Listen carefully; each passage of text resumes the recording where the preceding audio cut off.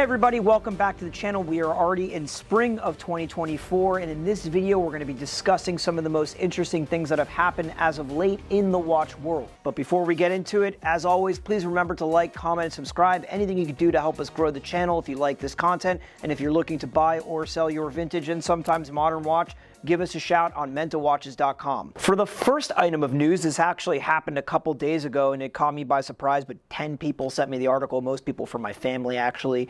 A pocket watch sold for $1.5 million. I think that's a record for pocket watches. I don't know, I don't really follow pocket watches too much. Tell us a little bit about this. Let's read the article from, who do you have pulled up here? I'm sorry, CBS. I'm sorry about it. I think the record for pocket watches is that Patek Philippe Ultra Complication. Yeah, wait, what am I saying? There's been like crazy Patek Philippe. It went for like $30 million. Okay, but this was a friggin' Waltham. It's a Waltham. Pocket watch. Okay, so a record for, can I say an American pocket watch maybe? Yeah, maybe? for without a doubt, no? Okay, so what's the story here? Let's read it off. Okay. Read the article to us if you can. Or summarize. So earlier this week, a pocket watch out of an auction house named Henry Aldridge & Son, never heard of him, sold for a whopping $1.46 million in auction after breaking the pre-sale estimate of 150 pounds. So what was this pocket watch? So let's break it down. So the pocket watch was owned by a famous voyager of the Titanic who actually perished in the Titanic.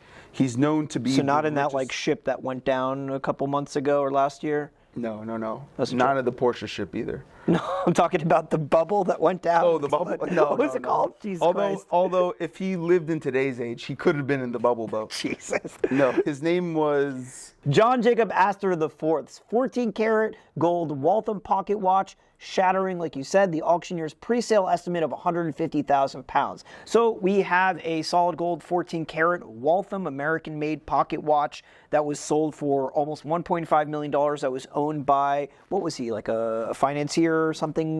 It just says they describe him as a business tycoon. I don't know what that means. But you were telling me earlier that he was worth $73 million back then, which is over $1 billion today. No. It was said like 85 million, I think. Okay, but he was a billionaire back then in parlance of our times. Right. So a very wealthy businessman from the Titanic.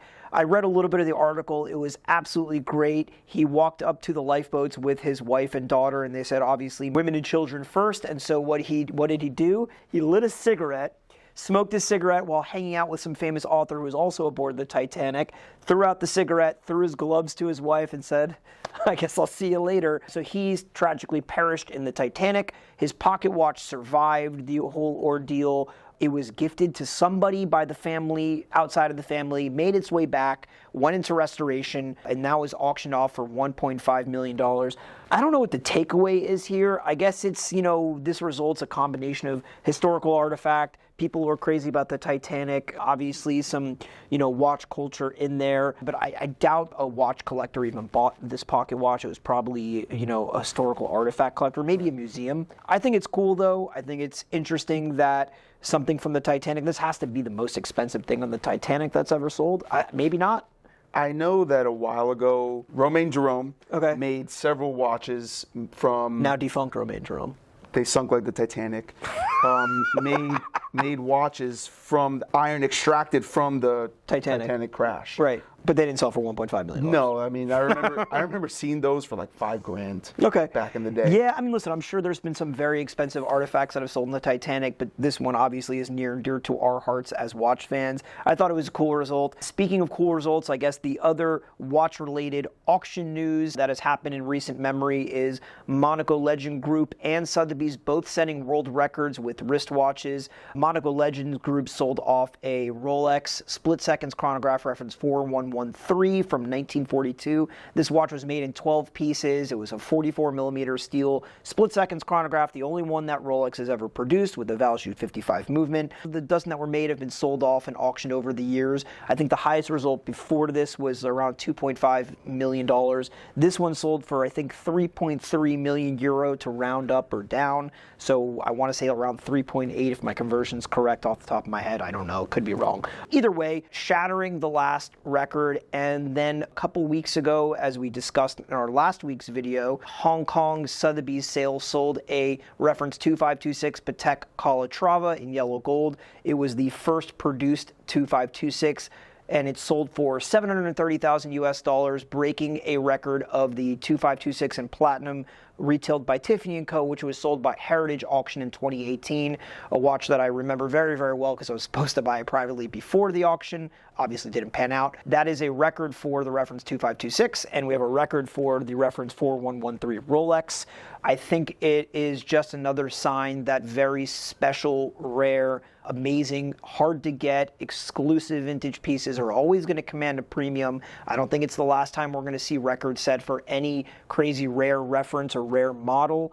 And it's good to see that collectors are still willing to spend and set these records for eras of collecting that sometimes get overlooked, especially 40s and 50s watches, as people gravitate now towards 60s, 70s, 80s, even 90s neo-vintage stuff with the explosion in the market of different brands that are not Rolex and Patek. Moving on, staying with auction-themed news, we have breaking news. Well, not breaking news. It's been announced a couple weeks ago that Only Watch is back. If you guys will recall if you recall from our videos last year, Only Watch, which was a foundation created in 2005 to combat DMD, it's a muscular dystrophy disorder that the founder of the auction house, or the founder of the organization, I should say, his son was afflicted for it. So he created this organization to auction off unique timepieces to raise money to combat this disease.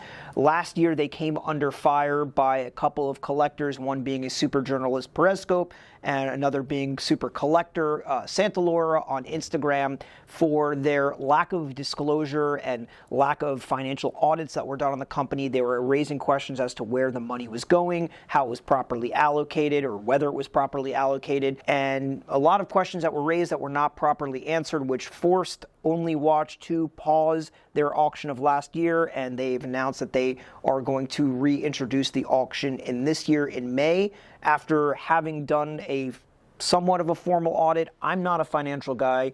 In our Menta Watches group chat, which now has over 500 members, there's a lot of guys who are a lot smarter than me, and we've been discussing the topic at large. There's a lot of still, in my opinion, unanswered questions, and whether or not it was a good idea for them to come back so soon will remain to be seen. There's still a lot of financial disclosures that were not given to the general public, a lot of investments that were made with the money that was raised for auction that is not properly understood or explained, who sits on the board of directors and who actually has a financial stake in these investments that they've made with the money from these companies, from these auctions, I should say. And I think it's very interesting to note that several brands refuse to come back to Only Watch. It'll be really interesting to see what happens on, I think it's the 9th, May 9th, during the auction, and how the results are. Wait, so all the brands are going to be participating from like the old Only Watch? So I got a list. I know that, for example, Patek Philippe, who just announced this like crazy minute repeater for Only Watch, Francois Paul Journe, Recep Recepi, they're all still in, but I have a list of brands that I think pulled their watches. Feel free, guys, to fact check me, and if I'm wrong, tell me in the comments. Anderson, Armin Storm, Adam R. Piguet, Biver, Boucheron, Carl F. Bucherer, Chopard de Bethune, Ferdinand Berthaud, Gerard Perregaux, Jacob & Co., Parallette, Tudor, and Ulysse Nardin all pulled out of Only Watch. That's, it seems like 15 brands pulled out. It's a lot. So I don't know if it's something that, they know that we don't. I think this deserves a longer conversation, and we've even discussed doing a future video on the merits of the audit that was released to the public, what it all means, kind of breaking it all down. We're not going to have enough time to obviously get this done before Only Watch, the auction goes off in about a week's time. Maybe after we get back from our Geneva trip, we will be able to produce that video for you. It'll be really interesting to see how the auction shakes out. I've never attended an Only Watch in about a decade of attending Geneva auctions. Never attended a single Only Watch sale, and I think this might be the first year I bite the bullet. There was no need for you before because you weren't going there to buy any of the watches. No. Although they are the coolest watches. I said in the previous video that we talked about it, I think some of the coolest watches ever made were for Only Watch. Yeah, I mean, listen, it kind of gives these brands the opportunity to show off just how creative they can be without the constraints of having to make sure it's right for the public, how many units they could sell, whether they could keep it cost effective for major production, and they could just make this one special watch that they could put a lot of effort and manpower into, and like I said before, creativity. It's been very interesting, and there's been some amazing watches that have come out of it, and presumably some money raised for a serious illness.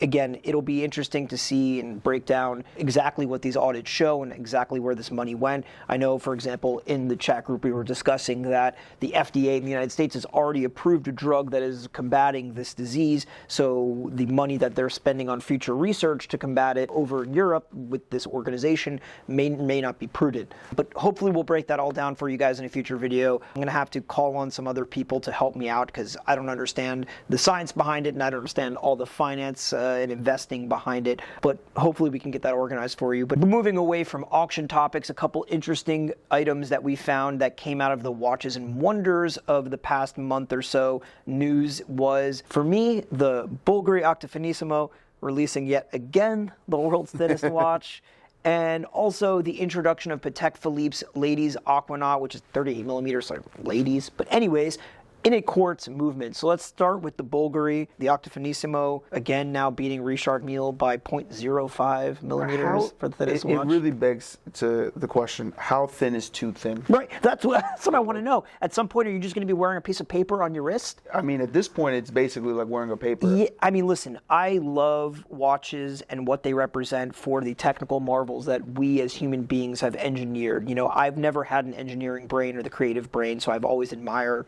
those who do.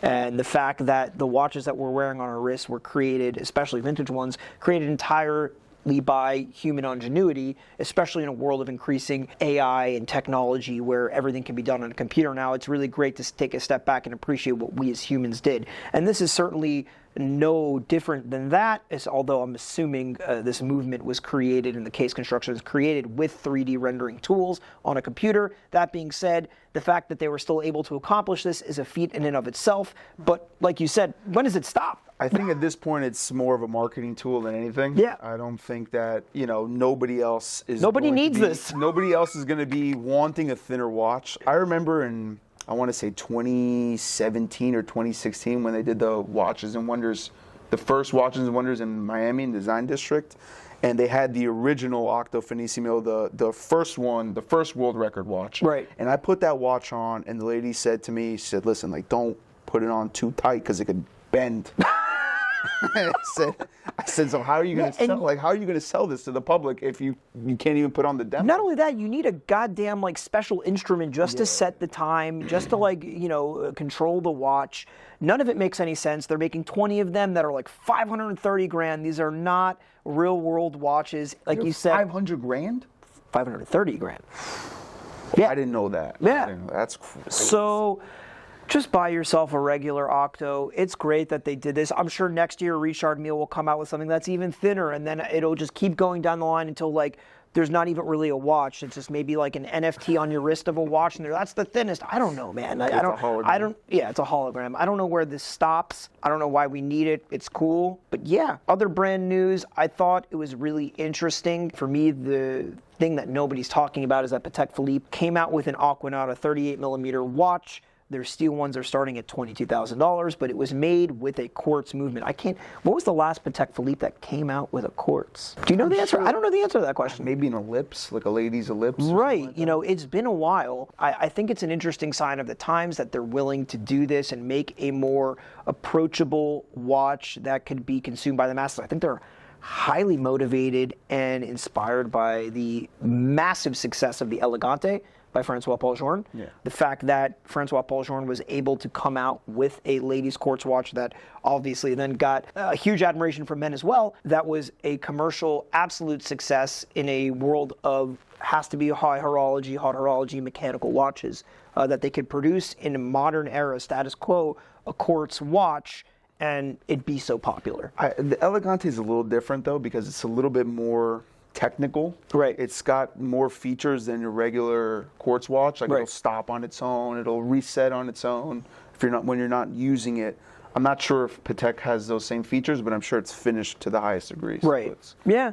I think it'll be interesting to see how these sell, if they sell over retail, because it is still an Aquanaut in any sports right now. Patek, Philippe, whether it be Aquanaut or Nautilus, tends to sell above retail. I think at 38 millimeters, it's certainly a unisex watch, even though it's marketed as a ladies' watch. For me, I love 38 millimeter, and I know a lot of other guys who do as well. And I think, obviously, as we've discussed before on the channel, the trend of men wearing smaller watches is certainly on the rise. So it'll be interesting to see how people take to that watch and how other brands decide to adapt as well, whether other high-end manufacturers decide to also produce quartz watches for public consumption in some of their most popular models. I mean, I can't see Daytona ever coming out with a quartz or anything like that, but you never know. Below, do you guys want to see more quartz hot horology? Because yeah, I don't have a problem with it. I mean, I think within reason, yeah. I think it could be interesting, especially for models that are supposed to be more laid back and kind of sporty and relaxed and not take themselves so seriously, such as the Aquanaut. You know,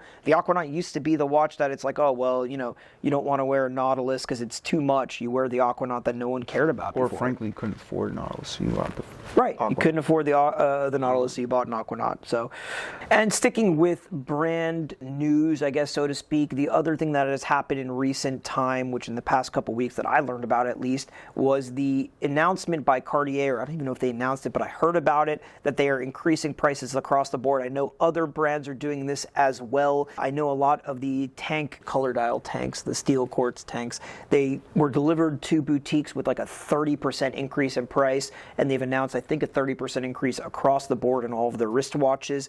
I don't know what to extrapolate from this information. For me, it's not a sign of just inflation getting worse. I think it's a sign of manufacturers just trying to make more money if possible. 100%. And with modern watch market sliding down and approaching more retailish prices and getting lower and lower, I don't know how that fits in and how consumers are going to react to it. I know Cartier's always, you know, they're considered the first wristwatch and stuff, but I think now that they're so mainstream in the watch world, they're just taking advantage of it, and I don't see any problem with that. You know, I think that they make a quality product, and I'm sure that the price is justified.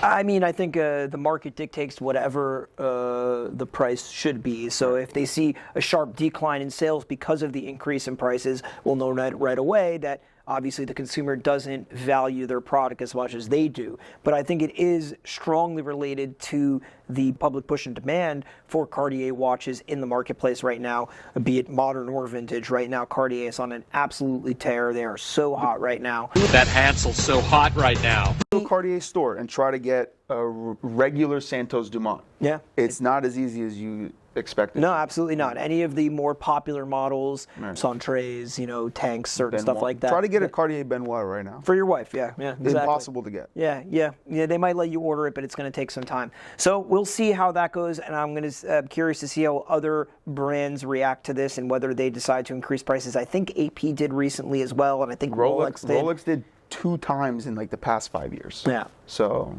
And Rolex prints money, so it can't be because they're not making enough.